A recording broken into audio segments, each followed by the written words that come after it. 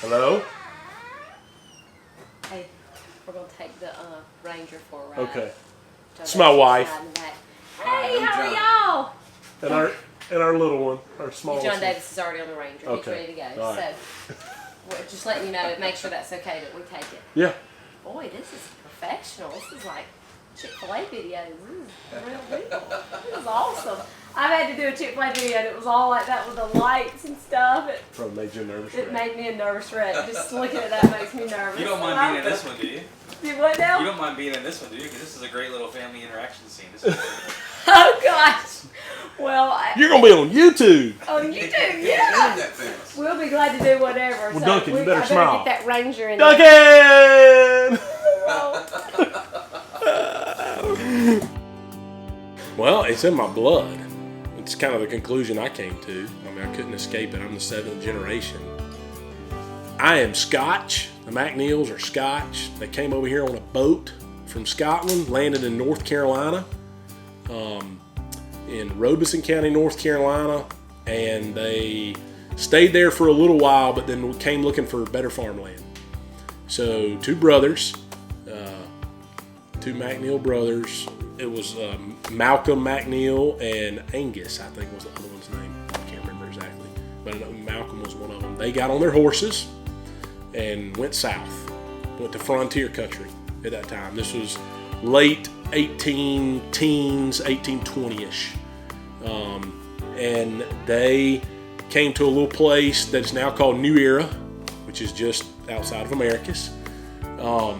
It was not Georgia at that time. This part of the state was not ceded to the U.S. government until 1833.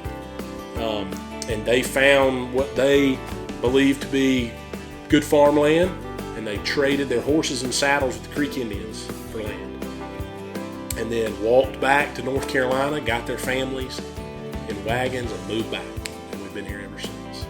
I can remember packing cotton. I don't know if this is my favorite memory. This is something that really sticks out. But this was before, and I feel like an old geezer for even knowing this, but before these round bale pickers, before module builders, we had wagons, and we had to pack the cotton. And as a boy, me and my friend whose dad farmed, and then the hands, we'd have people come up from up the road that's worked with our family forever. We would walk cotton wagons back and forth. Now we were just playing most of the time. We would dig tunnels in the cotton and stuff like that, but that was working. I didn't know that at the time, but that is etched in my memory of packing cotton, walking up and down the wagons. I can never appreciate it until recently. I mean, here, especially since I've got the 8th generation now, that's when I really appreciate it. But it's very humbling because I'm not here if it wasn't for those other 6 men, that have come before me.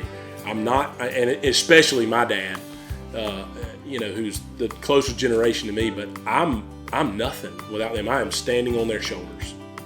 That is the only way that I'm able to do what I do and enjoy it and love it and not be as stressed about it as many of those generations were. They were trying to put a roof. It was a struggle to put a roof over their kids' heads. It's not, we're not emotionally detached from the peanut crop that we make, that makes peanut butter, or the corn that feeds the cows that produce the milk, or whatever. People need to know that the people that are growing this stuff, it's important to us because it's how we feed our families. And I think there's a misconception that we're just going to go out there and spray whatever or do whatever seeds, whatever big ag tells us to do, and that's not the case. We're not mindless creatures. You can't be mindless and farm. So I'm to the point, I don't know, I'm 8, 9, 10. I'm on a tractor. They're letting me in the field driving a tractor. I'll relish the opportunity to tell my boys this story one day when I'm teaching them to drive a tractor, because this is an old tractor. This was like a 4460 John Deere with the door opened over here like this, and you had the bar in the middle, the glass. And I had a little Harrow, just a small one, like a 14-foot. that they would let me get in the field and work. Not the big one, but a small one. And he forbid me. He put the fear of God in me that I could not touch the radio in there. Could not touch it. Couldn't turn it on. That he better not ever catch me with a radio. So I didn't.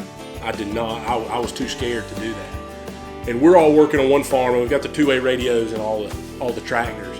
And he comes on the radio, on the two-way radio. Jess, go ahead. He said, the Braves are playing on 98.7. You can turn the radio on. And I thought I had arrived. And I got to turn the radio on. I remember going home and telling my mom, Dad, let me turn the radio on today in the tractor. So I still to this day, I joke with Dad about that. I'm like, can I turn the radio on? A nugget of wisdom: do something, stay busy. So many people I know, they don't know what they want to do in life in general. Well, that's okay, but do something. Stay busy.